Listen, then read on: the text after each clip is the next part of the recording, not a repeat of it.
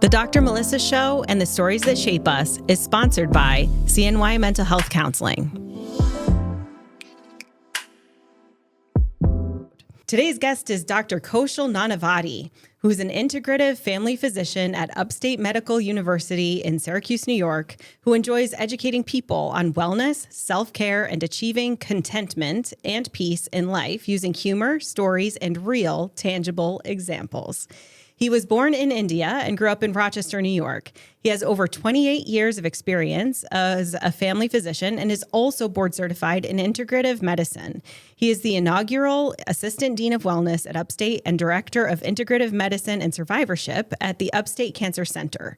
He has completed the Stanford Physician Wellbeing Director course, the Positive Psychology course from Harvard, and the Charm GME Wellbeing Leaders Certificate course from the Icahn School of Medicine at Mount Sinai. Did I say that right? You did. Okay. He has enjoyed learning karate and coaching his son in basketball, has run a marathon, loves to play tennis and golf, and cherishes personal time with his family. He is also an author, having written a book series, Core 4 of Wellness, which is a culmination of insights addressing the importance of nutrition, physical exercise, stress management, and spiritual wellness to achieve a balanced life. He is a sought-after speaker and has spoken to multiple groups internationally and here in the U.S.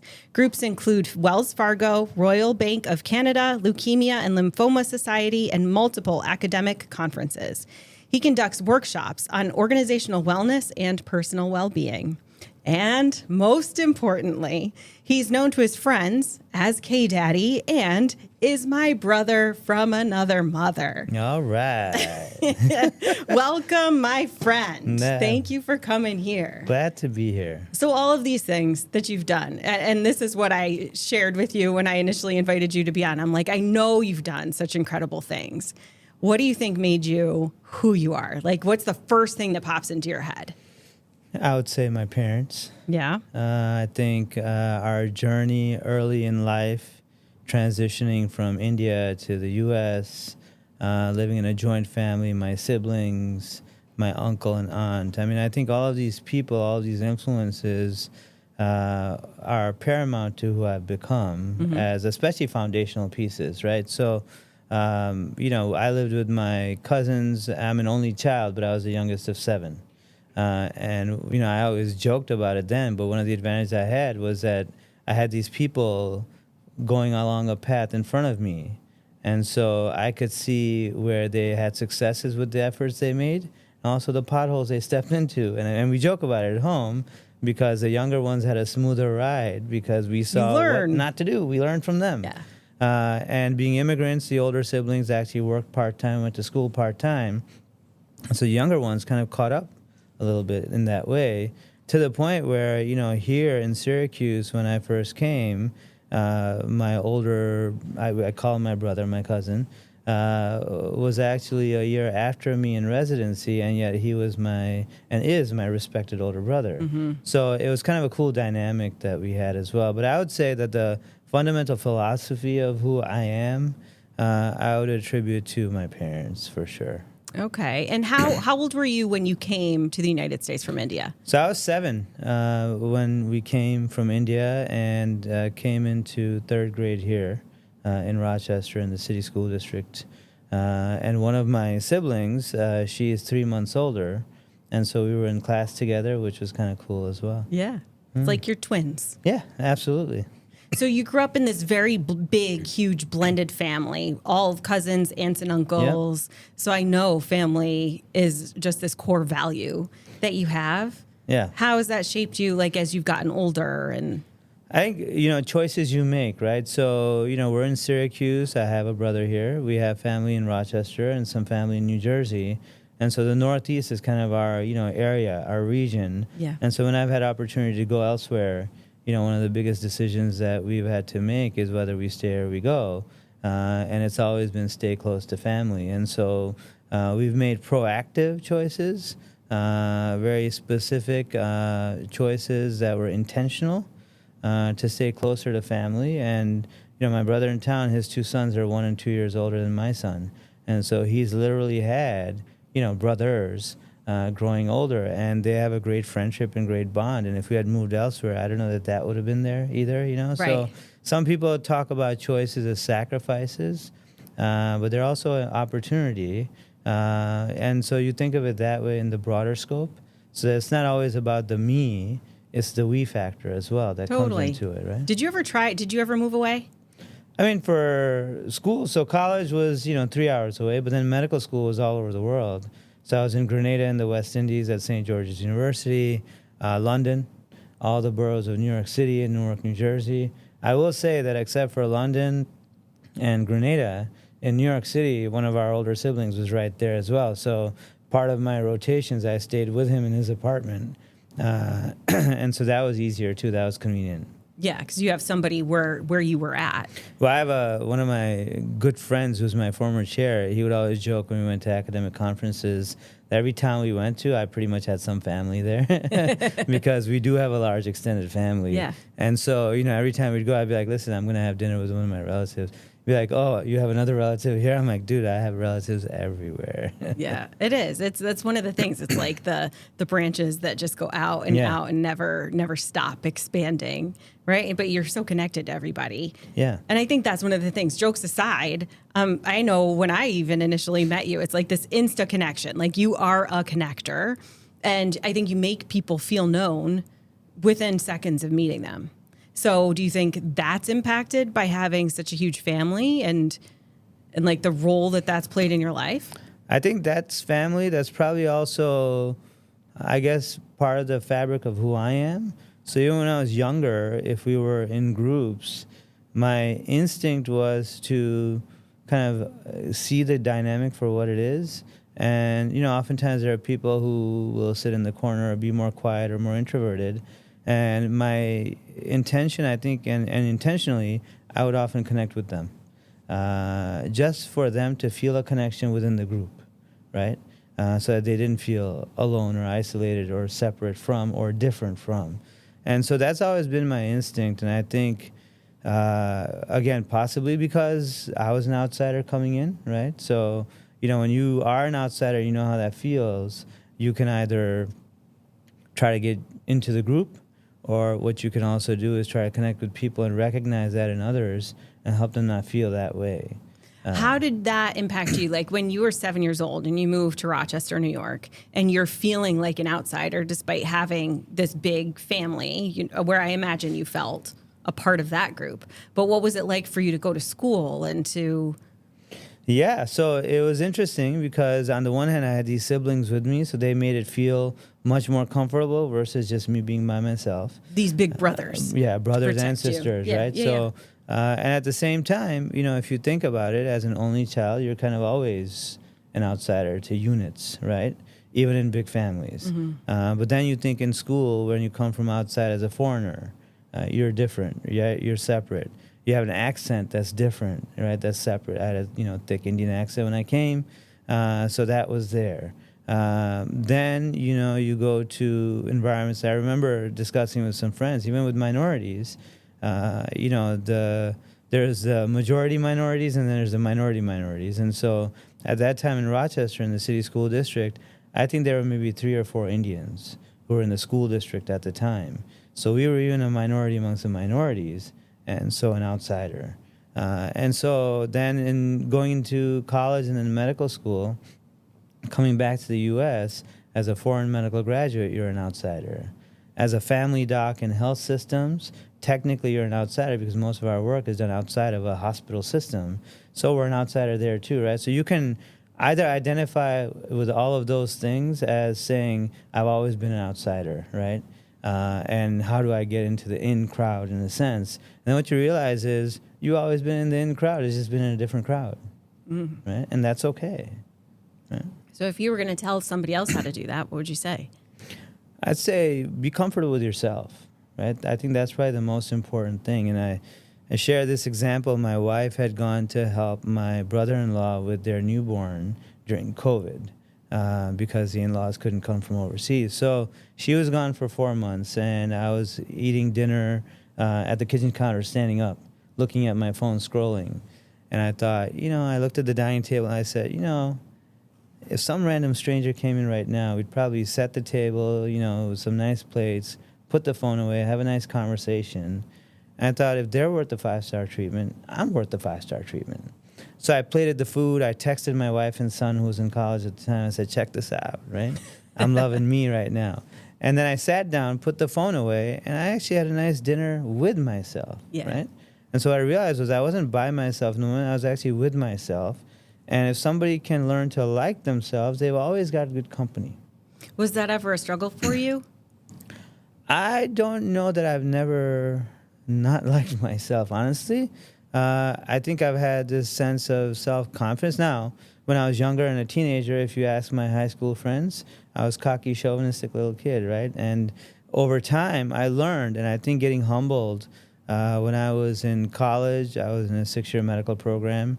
My second semester, I ended up with 4 Ds and an F, and multiple reasons. But in that moment, I learned a lot about who I was, right? Because I could have completely gone a different path. And I remember sitting in the bathroom for probably what was like 4 minutes. It felt like 4 hours, just sobbing. And then thinking, wait a minute, this is still who I am. Like, I can't not be me. And so the healer's journey continues, right? So then I had to figure out a way. And I think that was probably one of the most defining moments for me. Do you remember that? Like, is that like, it almost seems like you're envisioning it right now as you tell the story? I can envision it right now because, everything you've dreamed of as an immigrant kid with parents who've given up their careers and, their life's journey for your betterment, in that moment you feel all of it. And then you sit there and say, okay, am I really doing it for them? Am I doing it for me because I want this position and this prestige? Or is it because I don't know that I can be anything else other than myself, and this is who I am, and this is who I'm meant to be?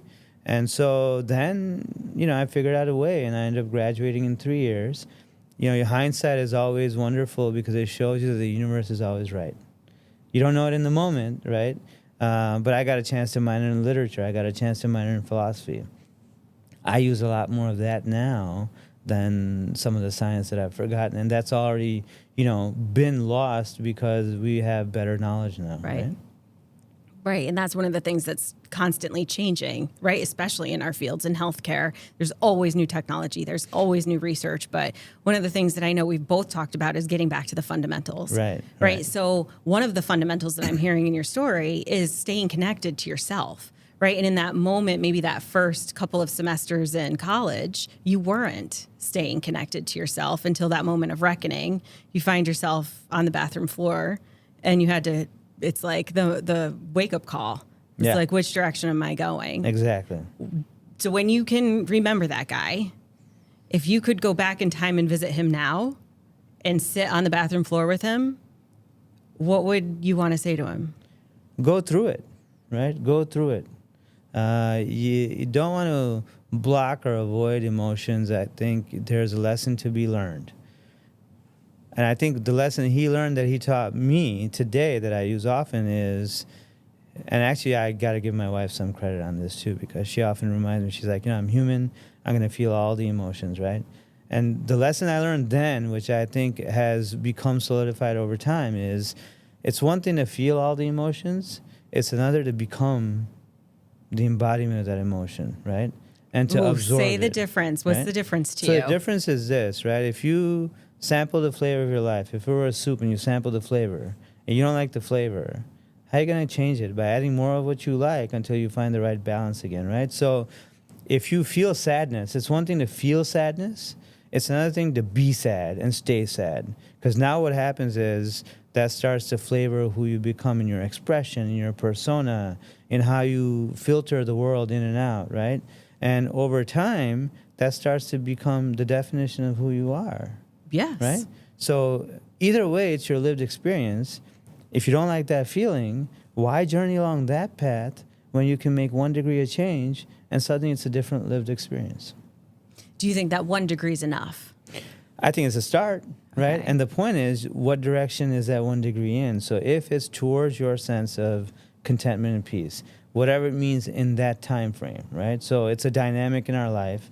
In that moment for that kid who was on the bathroom floor, what was contentment and peace going to be? One, to find a lifeline, right? Because at that point you are feeling alone, right? And I had gone to my advisor and then to the professors, and they're all wonderful, and they say, if you had let us know along the way, because we thought that you were like fine because the way you carry yourself, right? So you're masking it. Yeah, in many ways. Yeah. And so, learning to ask for help, right? That was one of the lessons learned in that moment. And that would be a lesson to teach that kid. But more importantly, that kid learned in the moment was, ask for help earlier. And now, even when I go in a grocery store, first thing I do is go to customer service, ask them where the stuff is, right? Saves me time and it's efficient. There's a limit. I'm just saying, right? That's funny. They'll watch you coming. They're like, oh, here he is he comes again. All right, he's gonna want the milk. That's an aisle. This and whatever. But I think we do realize that if we learn to ask for help and if we live with humility, and that doesn't mean that we can't have self-confidence, right? But it's this idea of not getting caught up in your own story, continuing to just build it better, live it better, right? Kind of the Kobe Bryant mentality in a sense, which is, the each day being better, right? And focusing on that. Well, the other big thing that I hear in what you're saying is, I guess it's two things. One is to stay true to who you are. Trust your own path, trust yourself, and this core sense of self and knowing that you know what that feels like when you are connected in. But then there's this other aspect that you may feel. And if you're not flooded by that entirely, then, and maybe even to get out of being flooded by that, it's to take one step closer to that core sense of self that you know yourself to be. Yeah. Right. And sometimes it is that simple. And the point is, what's the harm in trying? Right. Because the worst thing that happens, you find that's not the direction you're going to be going in, right? It's all right.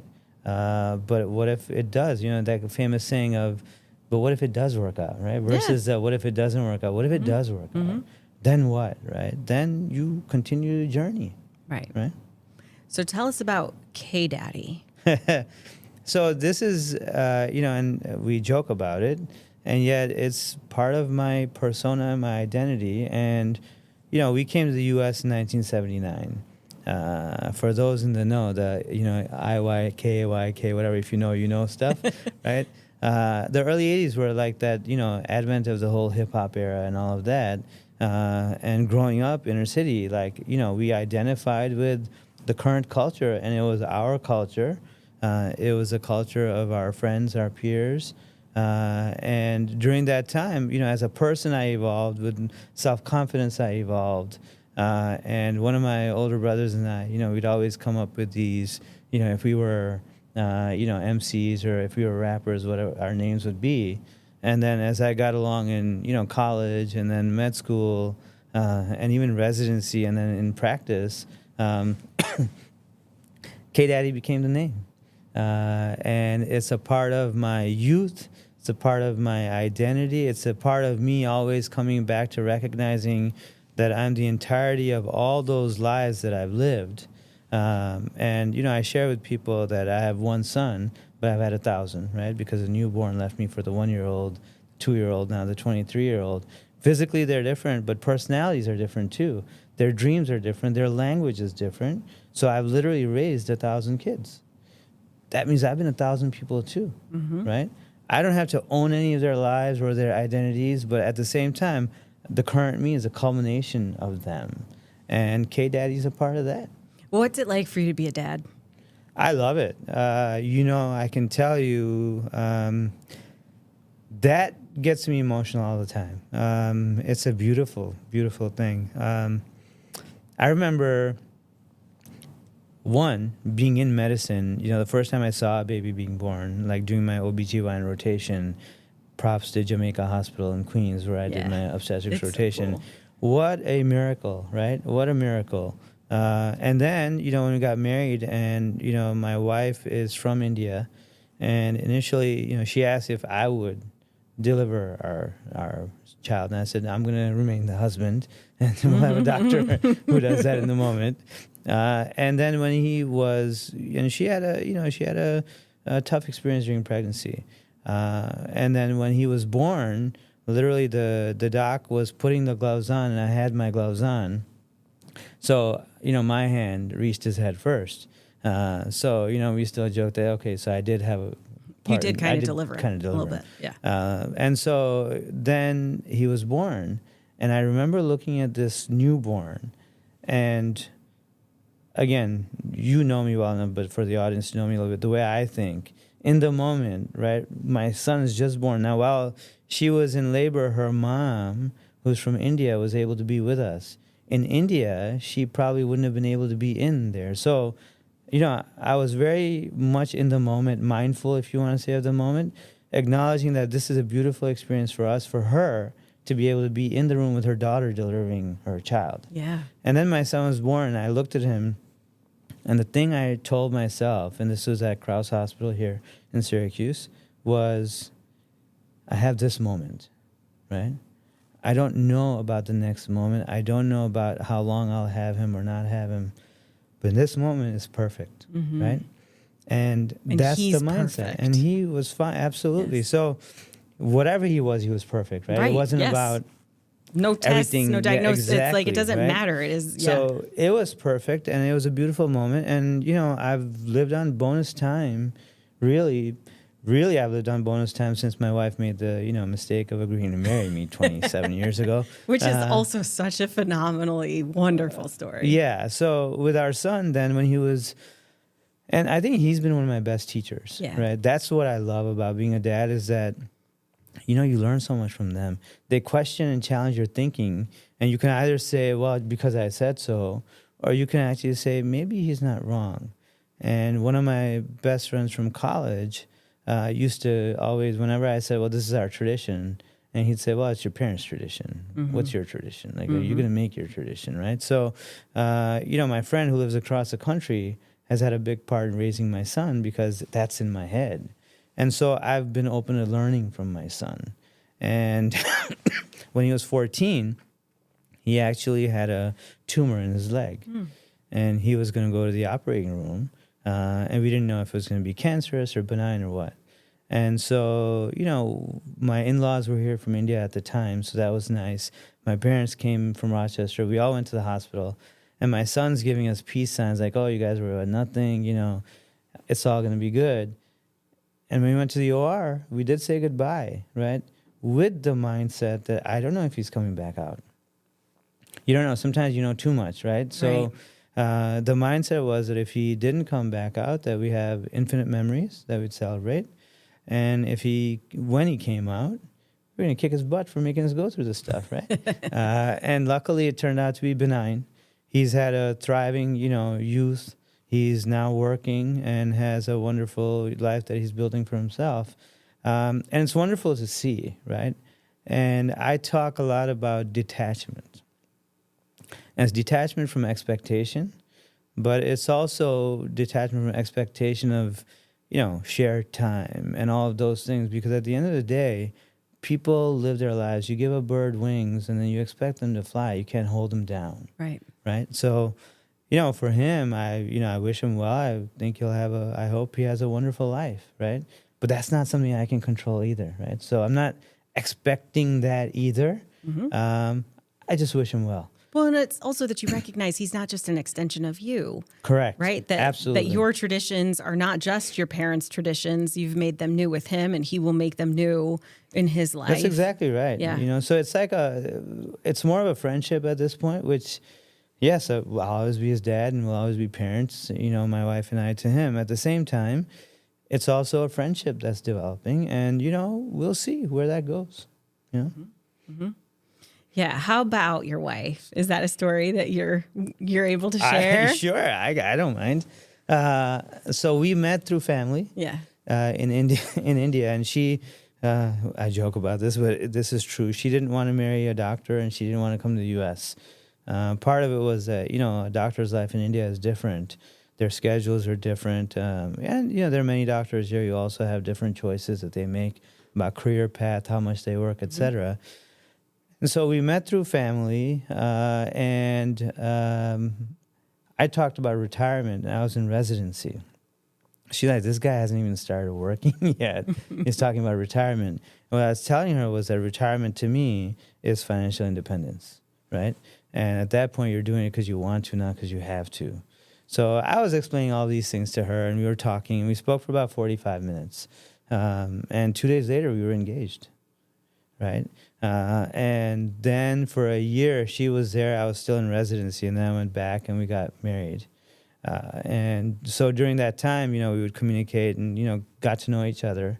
But that was kind of our journey. It was one where we did follow the traditional path of the generation and generations past, and literally to have the trust and confidence. I mean, she's brave, right? She left everything to come here, trusting, not realizing how big a family we actually had. Because I told her, we have my siblings and all of this stuff, but you don't know until you're in it. Well, and you don't even know what it feels like until you're in it. You hear the volume. Right. Yeah. And they have a big family as well. In fact, one of the funny things was that the day after we met, we went to dinner because, you can't just say yes. You have to say, okay, we're interested, kind of a thing. That's what my aunt had told me. So we're like, okay. Well, that's one of the things that I know when I asked you about this. I'm like, can I ask you something personal? And you're like, yeah, I'm an open book. I'm like, you had an arranged marriage, right? And it was a traditional route. And I'm curious about it, given that you grew up in Rochester, New York, what is in that decision for you? Yeah. And the way I thought about it was that, for my parents, tradition was important. Mm-hmm. From my perspective, if it became a win-win, right? That I found a soulmate and they were contented too, it's a win-win. Mm-hmm. If it wasn't going to happen, then it wasn't going to happen. But to go in, and we had joked on the airplane flying over, my dad had said, he's like, if you don't meet anybody or if it doesn't feel right, that's okay. This is a journey. And I had said that if the first person I meet is it, then I'm not going to go. This is not like a fishing trip for Mm-hmm. me. I know who I am. I know what my interests are. And I know that I have this love for this person who's going to be my wife. And whoever wants to do that and be that, and we connect, then it's already there. And literally we met on the first day. Well, and I love that too, because I work with so many people who are either struggling in their relationships or struggling to find the right relationship. And I'm like, that philosophy of love and soulmates in and of itself, I think is such a beautiful thing. It's like, I have this love for this person that I haven't met yet in the physical form, but I know what that, it's almost like when that locks in, I will know, and I'm going to trust myself to know. And I think, a lot of times, the saying that there's only one person in this world for you. I think people can have great lives with many people, mm-hmm. And so you can have many potential paths. It's about committing, right? Committing to yourself, trusting yourself, and putting trust in relationship, which is work, it's effort.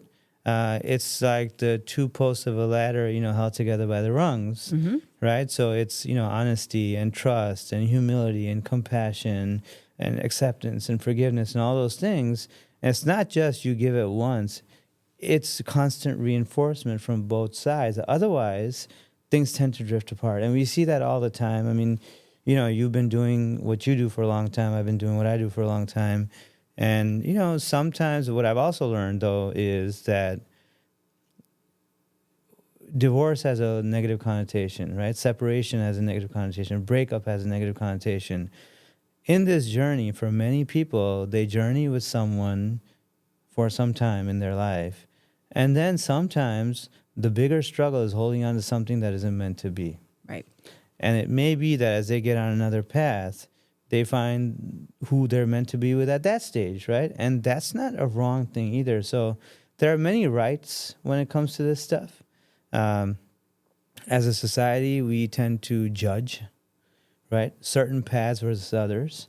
And I've learned being a rural doc, being an inner city doc, being an academic doc, being a suburban doc, and all over the world, the realities of people's lives are just so unique to their own life that it's very hard. Now, obviously, there are, some bounds, et cetera. Sure. But that being said, I think that, people can have beautiful lives in so many different ways. Mm-hmm. Yeah, I totally agree with you. And as somebody who's been divorced and remarried, I fully agree with all of that. Yeah. And I wouldn't say that people will ask me, they're like, well, do you regret getting married the first time to your first husband? Then I'm like, no, not even a little bit, because that was who I was then at that time. And there was a lot that evolved over the, I forget, 10, 15, actually it was longer than that. It was probably like 15 years that we were together, but ultimately we were not the right fit. Yeah.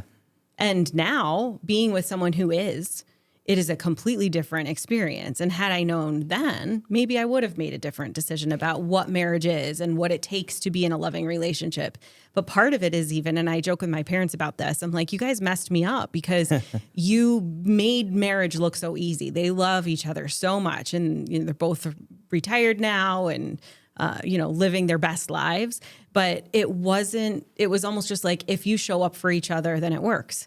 If you just keep doing that, then it works. And I know now it's much more complicated than that. And there are histories and narratives and assumptions and all of these things that we have that go into making the relationship really, truly work. Yeah. And at the end of the day, sometimes that works and sometimes it doesn't. Yeah. And, that's the flavor and the experience of life. Like, on a roller coaster, there are highs and lows, Yeah. right? And at the same time, there are those times where your stomach is up in your throat, and there are times where you're like, oh, this is not so bad, right? It's and then there are times you're like, I am done with roller coasters. Not doing it anymore. I am actually done same. with roller Yes. coasters. Yep. I think it was the Incredible Hulk roller coaster. Oh, in Universal? Yeah, Universal. That did it for me. I was done. Oh my gosh, after I that was one. there in December with my kids and they Yeah. kept going on and on, like over and over. And I sat with my older daughter. She and I both done with it. Yeah. We just can't stomach it anymore. Yeah, it goes one way and then the other, and like it messes you up. So that one is definitely done. But I think that's a very valid point. And to your point, and I'll tease you a little bit. But we evolve over time, right? Mm-hmm. And so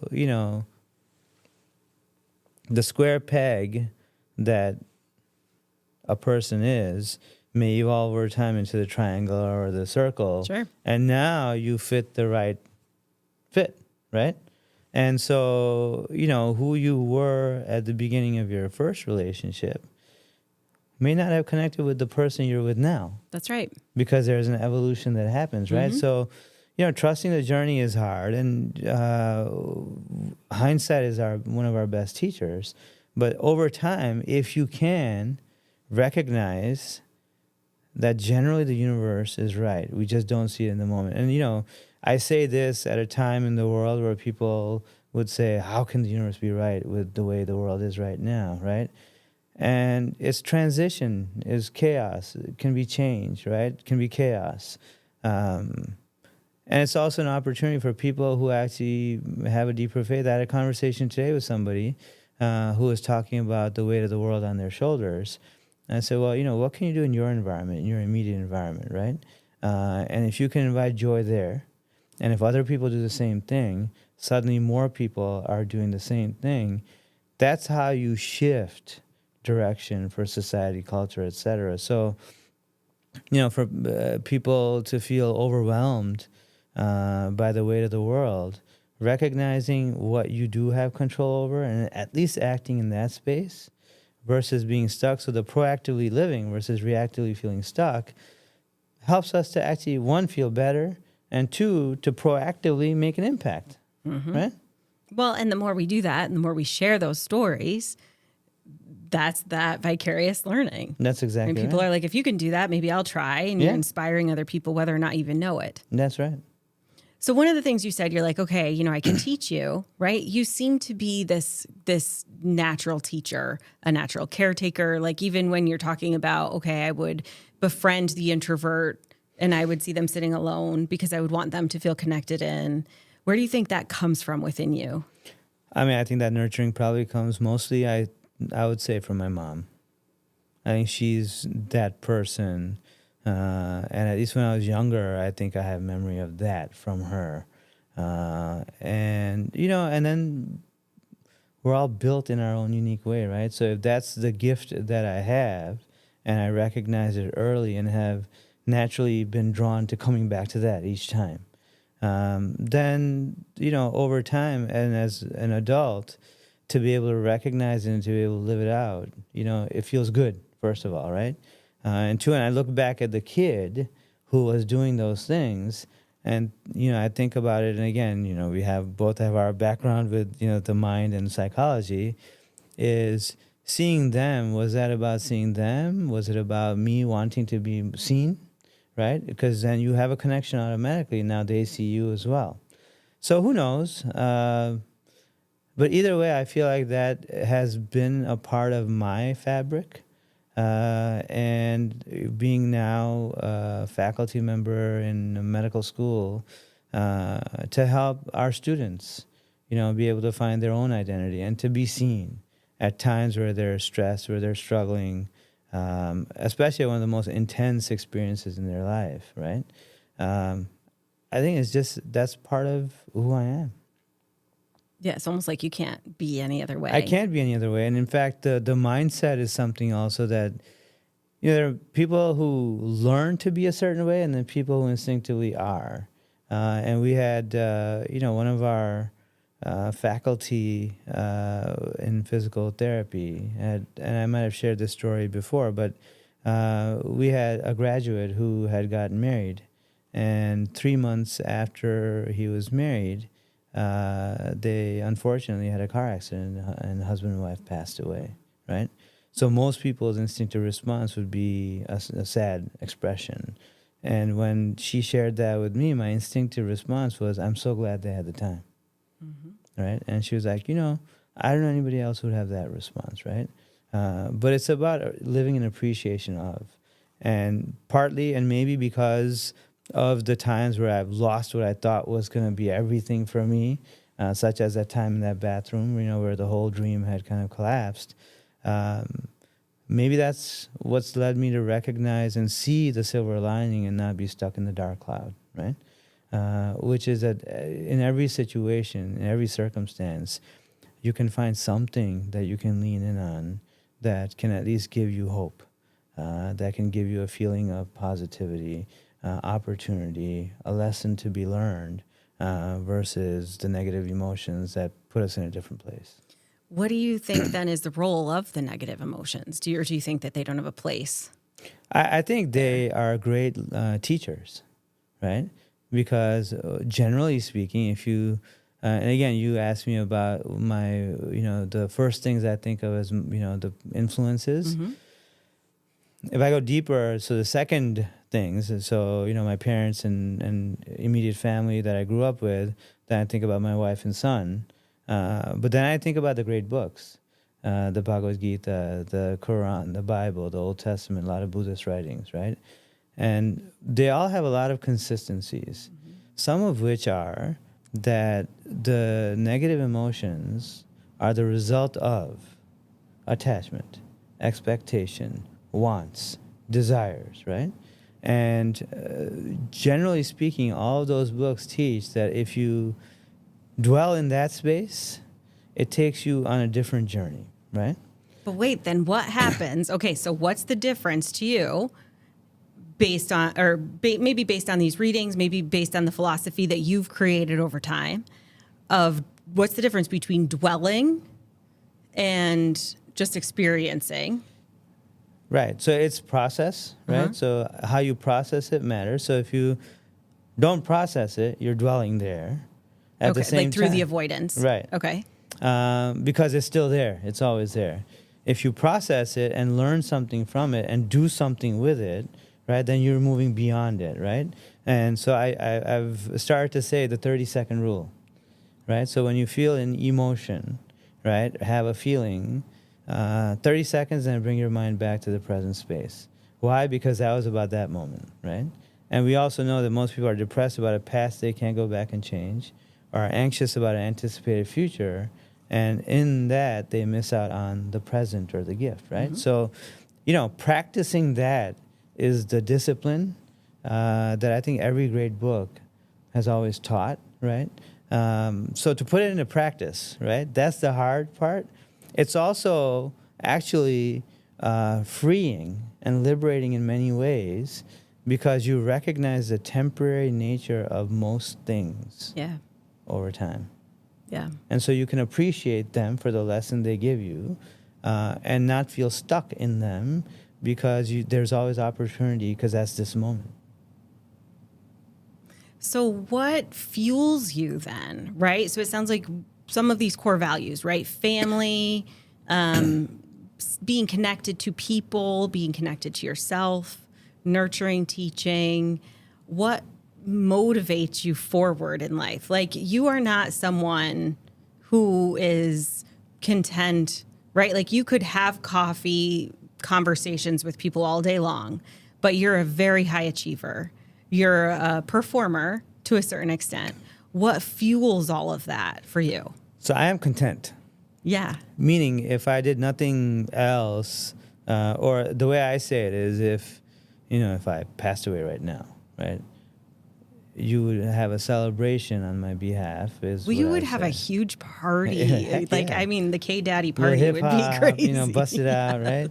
Yeah, because I am, and I always say, somebody's 50 and they're contented and at peace and they pass away, you're going to celebrate that life because it was a complete life, right? So I would say that I've been contented and at peace for a long time with who I am, right?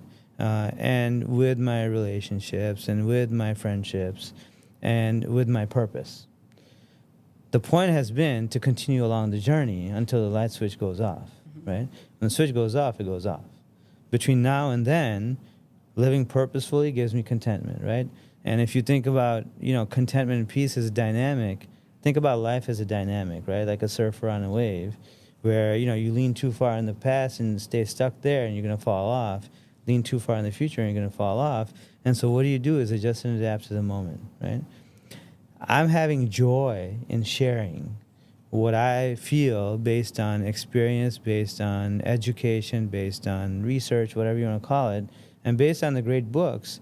I feel like I guess this would be similar to how things are explained, and I don't want to, these are not delusions of grandeur by any means, okay? But, with the Buddha, when he, figured out the Eightfold Noble Pathway and his noble truths, he simply wanted to share, right? His enthusiasm and joy were in the sharing of it, right? For me, contentment and peace were the message that I have been sharing since I was, 24 and started residency, which was to help patients achieve a sense of contentment and peace at that stage in their life or whatever it is, or whatever they need. Then I watched Interstellar on January 1st, 2015, at midnight at Destiny or Carousel, whichever it was at that time, with my nephews and my brother and family in them, right? And this movie really taught me that in one word, it's love, right? I'm not giving it away, but hopefully people who haven't seen it will go see it or watch it or whatever. And then what I realized was love is actually not complete because we barter with it as humans. Unconditional love, that's the master key, right? And that is a beautiful thing. Not so easy to do all the time, right? The point is the joy is in the journey of experiencing that, of sharing that, right? Of trying to be the embodiment of that. And that means expectation is not there, right? That means attachment is not really there.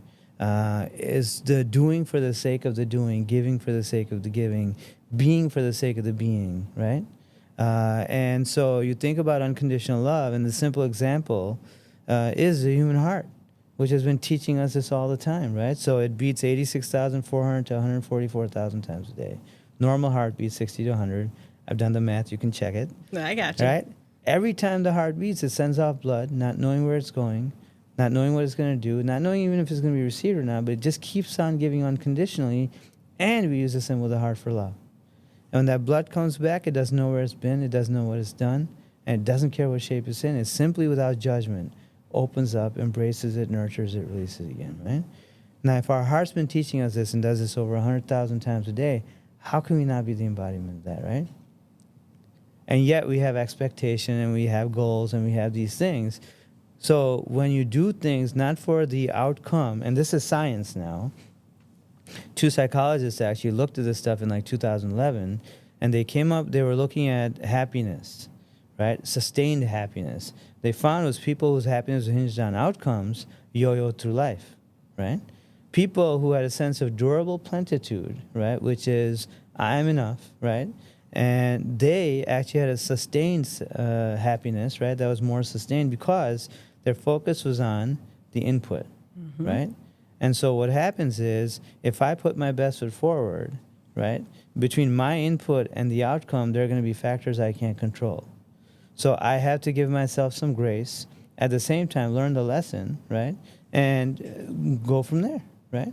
And I think the greatest champions, right, in sport, some of the highest achievers in academia, if you read more on, Newton and Einstein, Kobe and Jordan, right, Djokovic, Federer, Nadal, like these people, when you see their interviews, it's the same truth they've arrived at.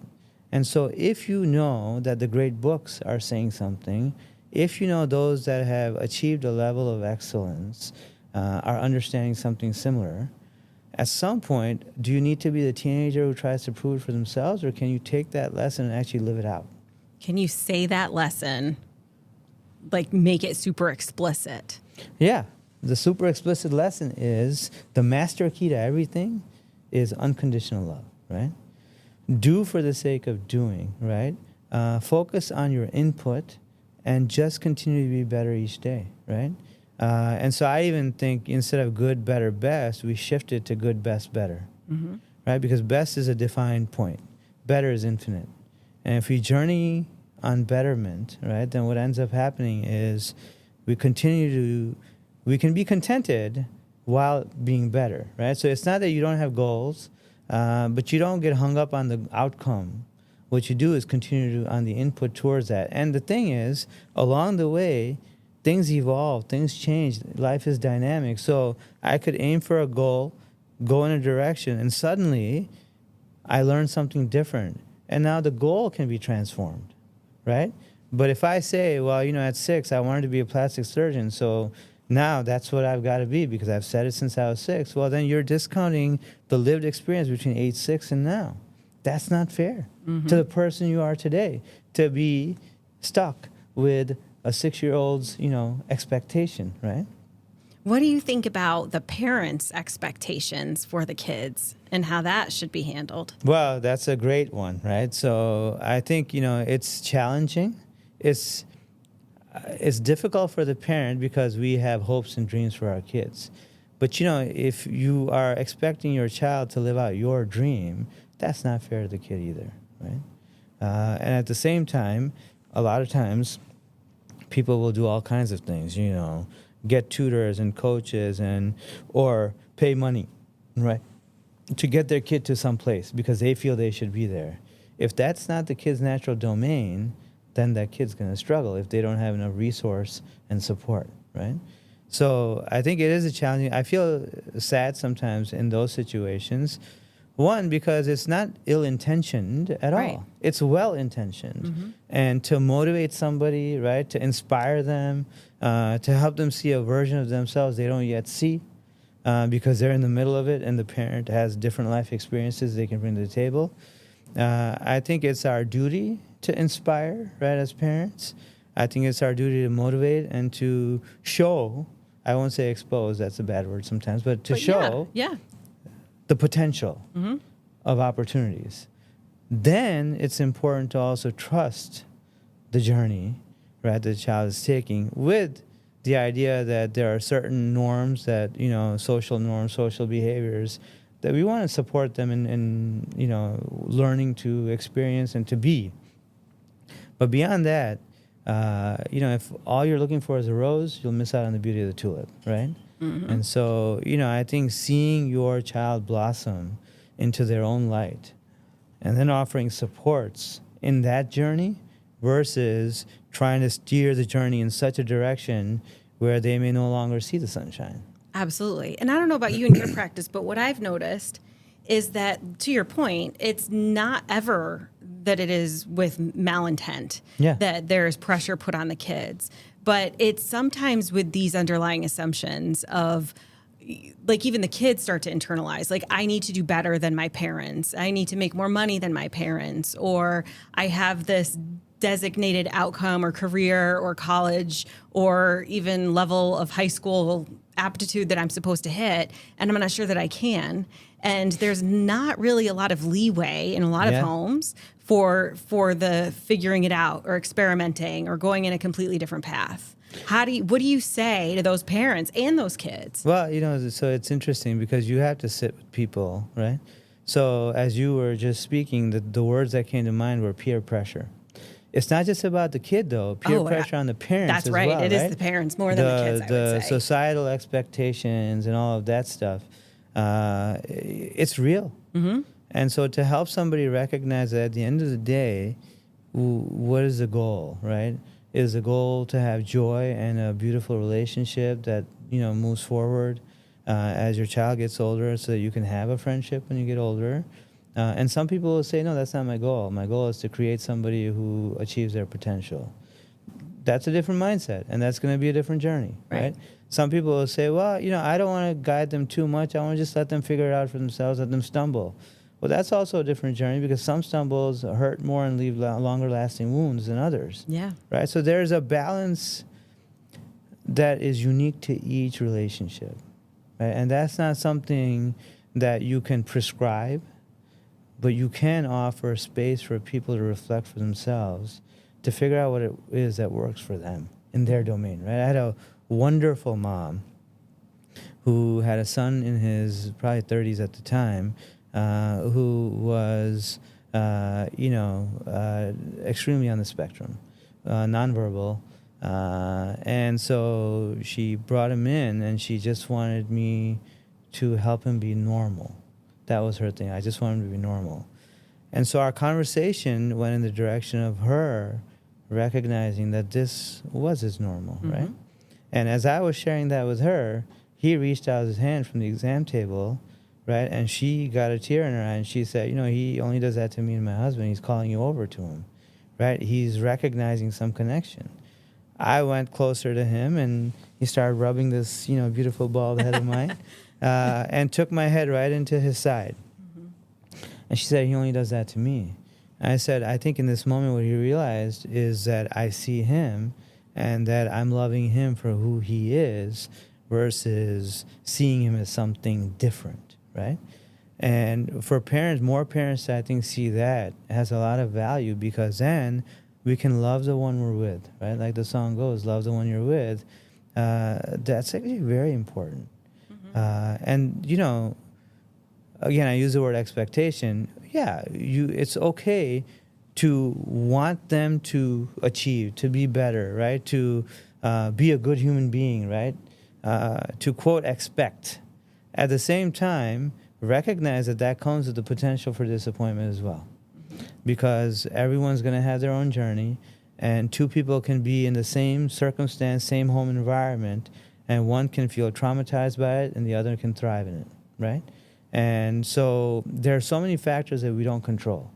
And as parents, I think to recognize if I can invite joy in our home environment so that children can feel heard, seen, respected, nurtured, and then to work with them to dream.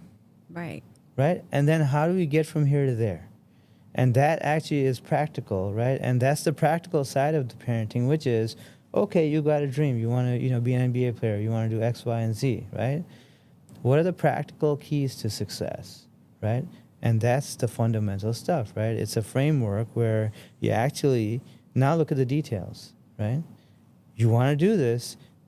You got a goal. There's a path, right? And there may be several, and there may be detours along the way.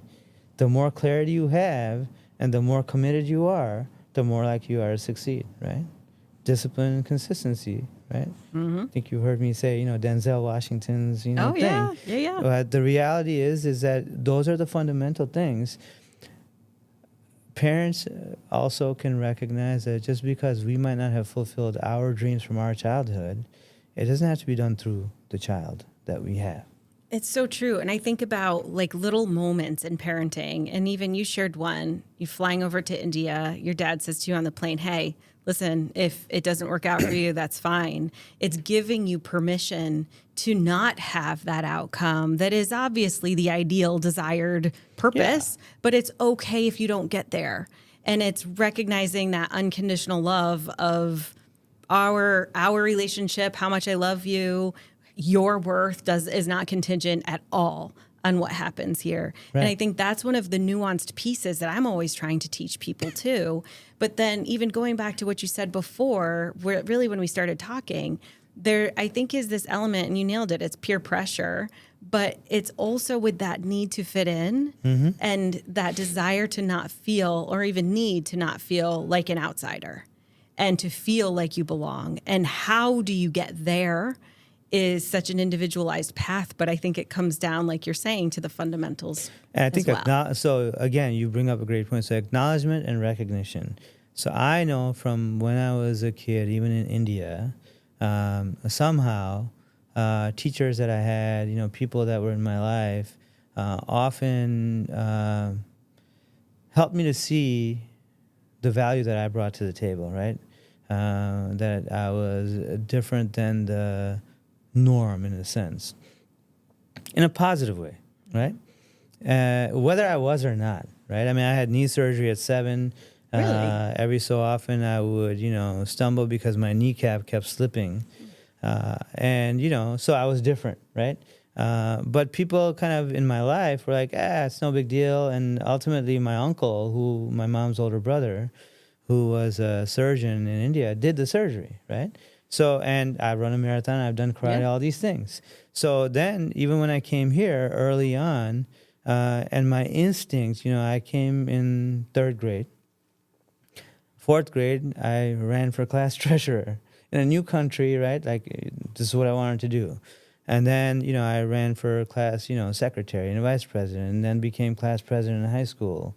And was, class president in medical school and chief resident. And so over time, that self-confidence, right, of actually valuing self enough to put yourself in a place where you can actually work with others, help others. But that confidence came from people along the way, acknowledging and recognizing it. It wasn't necessarily a trophy as much as it was actual acknowledgement of the person, right? The personhood and the value that I brought in whatever environment I was in. When I didn't see it or when I didn't even think about it, they would say, hey, by the way, right? And there were times where one teacher, one time I think I was teasing a classmate and the teacher pulled me aside and said, this is not you, right? This is not what you do, right? And that was 5th grade. I still remember that, right? And that one lesson taught me a lot about who I'm meant to be, that leaders don't do that. How did you feel right when she said it? Yeah, I felt like, man, I screwed up, right? And, you feel that pit because you got called out. At the same time, I also, very soon after, was so grateful that she was actually seeing me as being somebody with this potential. And then what she did was have me sit at the table, right, with students in the class who had difficulty paying attention or were struggling with the academic side of things, so that I could work with them, right, and create a bond, right? And that was wonderful. And in fact, 6th grade, I went to a new school where initially, because of my accent, etc., there were some people who now we would classify as were bullying me. I didn't really think of it that way in those times, but I felt like, they were picking on me, right? And there was one person who actually would stand up for me, right? My teacher would also, stand up for me. And at the end of the school year, the teacher, took me to lunch because of the transformation she'd seen over the year. The friend who was standing up for me, now he's 55 and I'm 53, and he's in Syracuse, and we still have maintained such a strong bond, simply because we have a genuine connection from when we were kids, right? So I think for us as adults who work with younger people, or just people in general, right, to acknowledge people. Most people want to be acknowledged. Most people want to be recognized for who they are, the value they bring. and to overtly share it with them when you think about them, when today I can give a shout out right now. I had a great lunch that my wife actually made and put in. And so I had that before our interview. Great. And I was thinking, like, what, I'm so grateful, right? So after this, I'll text her to say that. But, those little things go a long way. If each day you can express gratitude to one person, right? Think of how many people in a year you're going to express gratitude to, right? And that alone is your gift back. Right? And it's not because you want them to then say, well, now you tell me how you're grateful for me, right? That's not really what it is, because in the moment you feel good and they feel good. And that's good enough. Biochemically, serotonin goes up, cortisol goes down, adrenaline goes down. You're actually healing yourself in the process, creating a healthier you just by being kind, by being compassionate, right? At a cellular level, you're shifting your being. It is that simple. Yeah. Right? Yeah, it is. And I think, too, it's like the exchange between two people when you have that going on, too. I mean, that expands it even more. So when you start to think about what's next for you in your life, as well as the stories that you have that got you to this point right now, is that something that you do? Do you fantasize about where you're going next? All the time. Okay. Right? And, fundamentally, at this point, this next decade, the goal is to do more of the one-to-many to get the message out more, right? So, I love the people that, trust me to be their physician, healer, etc., and the people who choose to work with me, who have me, accept me to work with them. That's all great. Now I think about Central New York, right? So my thing is, individuals, I'm always happy to help, but health systems and then communities. And if you think about Central New York as a being, then I want to help Central New York heal. This is home, right?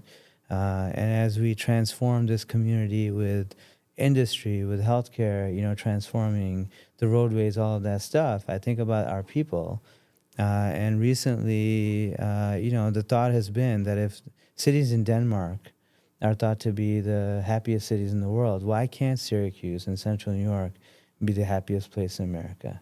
And if we focus on that, if we have that as a goal, if every city in America, right, has that goal, what that means is you're not going to have what we have right now, the second highest childhood poverty in the country. You're going to actually uplift everyone in the process, right?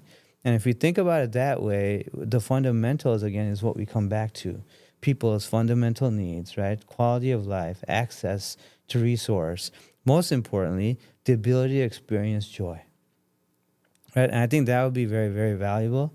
So my goal over whatever time frame is to see how we can make our environment, our home, right? Just leave it better, right? And if we can do that, then I'm even more content to say, again, what the outcome is, I can't control.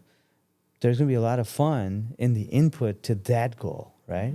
Which, if you're looking to create happier communities, if you're looking to create more joy, usually it's through, one, dealing with the difficult issues, right? Which is intense. It's also about creating joy, which is fun.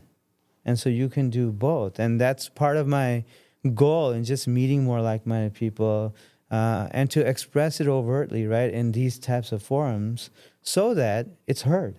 Yeah. And I may not be the one who has a resource or the skill to do it, but maybe somebody who does hears it.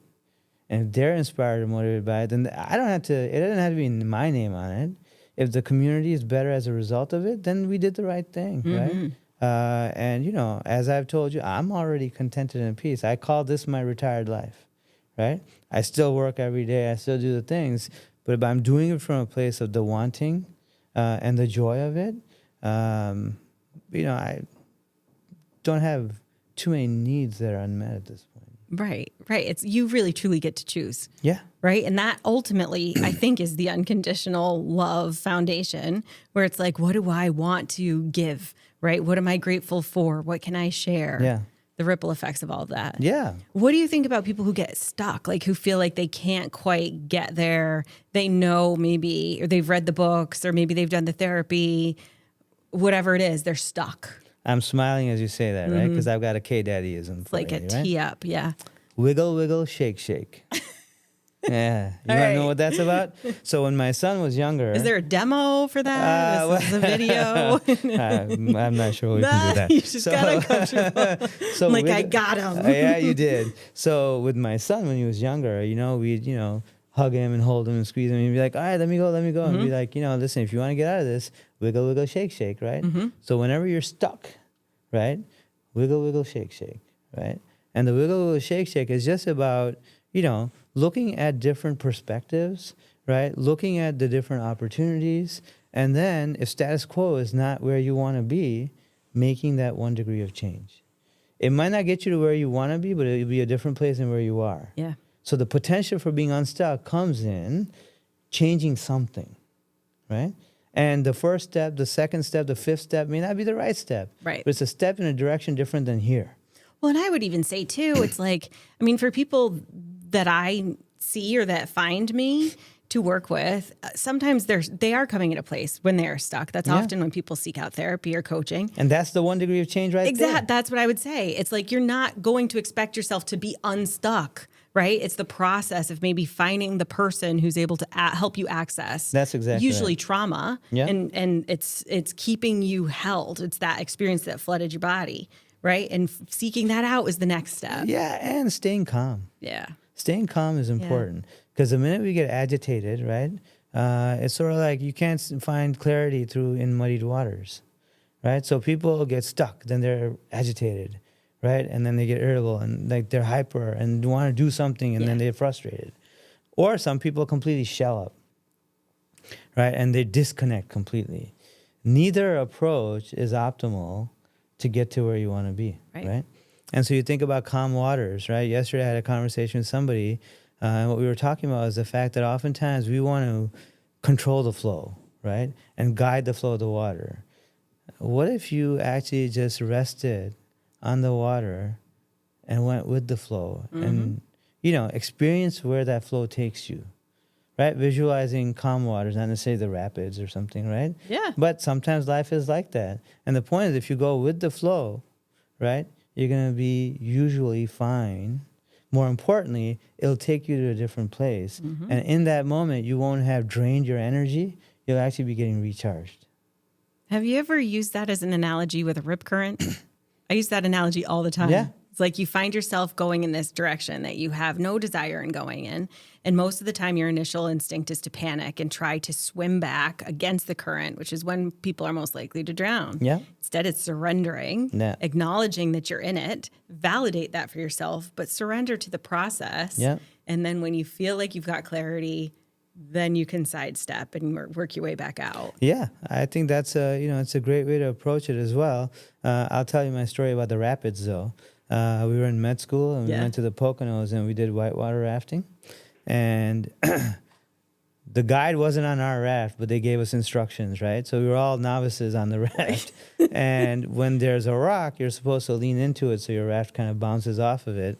And all my classmates, thanks a lot, guys, leaned back. Yeah. And my back was to the rock. So the raft went up and I fell overboard, right? And suddenly, I'm like underwater. My head comes up above water. My eyes are like this big. I'm like gasping for air, holding onto the string on the raft, right? In these rapids. And these guys are laughing. I'm like, you expletives, right? And they're like, put your feet down. And I put my feet down. The water was to my knees. Yeah. Right? Yeah. So sometimes when we're feeling like we're completely out of sorts, just root yourself a little bit, ground yourself, and you'll be amazed at what resolve you have, what resource you have, right? And I actually tell people, don't ground yourself, root yourself, right? Because a grounded tree can topple with a strong wind, right. but a rooted tree, that's a whole different lived experience. Yeah, it is. Yeah. Absolutely. Absolutely. So go back to what's next for you then, right? Like if that younger version of you, maybe the 7-year-old, maybe that kid on the bathroom floor could see you now, what would they think? What the heck are you doing, man? Right? No. Number 2, I got you to it. I think no, and what I was saying was that's what the kids would say is like, "What are you doing?" Right yeah. But frankly, I think they would have a sense of fulfillment, I think that I have a sense of accomplishment. I think they would have a sense of pride. Yeah.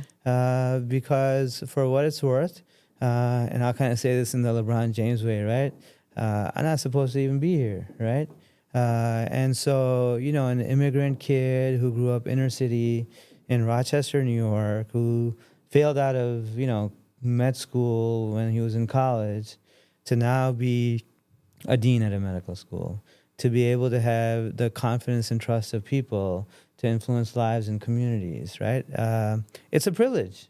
And, you don't take that lightly. And at the same time, it's okay to experience a sense of pride for 30 seconds, right? And then you come back to the mission and the purpose. And when we do that, it makes it enjoyable. So I think they would be happy for this guy today. I think this guy is happy that those guys had lives that they lived, and shared lessons that I can learn from. But yeah, that would be the thing. I mean, there's joy to be had. There's more joy to be made. There's a lot of sharing to be done in the world, because there are people who have different perspectives, and there's a lot of discomfort and pain still in the world. That many people experience, and a lot of it is tied to things that are out of their control. And then there are some things where we say, yeah, but then who is going to control it, right? And so as a collective, we can do a lot. As individuals, we can try to be consistent with who we are. And I think if we do that, that can be a lot of fun. So, I'll extend your question to the guy who, again, nobody's guaranteed tomorrow. I'm not. But the 70-year-old version of me, right? What would I want that person to reflect back on would be that, you left it better. As my former chair and good friend used to say, I don't know if you'll ever achieve what you want, but it's better to fall forward than to fall backwards, right? And so I think I'll continue to keep falling forward and lean in on my intention and try to keep that as pure as possible. And then the outcomes take care of themselves. And, there's a great phrase, I wish you well, right? It's one where when you were embracing someone, it's also a, I wish you well, right? So whether I give the world a I wish you well or I wish you well, only time will tell. Yeah. But from my perspective, trying to be unconditional in sharing love. I think that's the core of who I have become at this point. And then whoever the evolution is, I wish them well.